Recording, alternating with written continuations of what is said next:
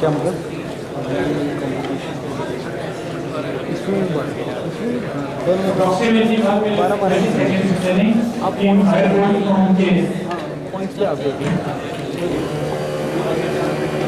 आपको 16 की लिस्ट नहीं है 16 है आप पॉइंट्स पे देख लेना बिल्कुल टास्क नहीं कंप्लीट पॉइंट्स पे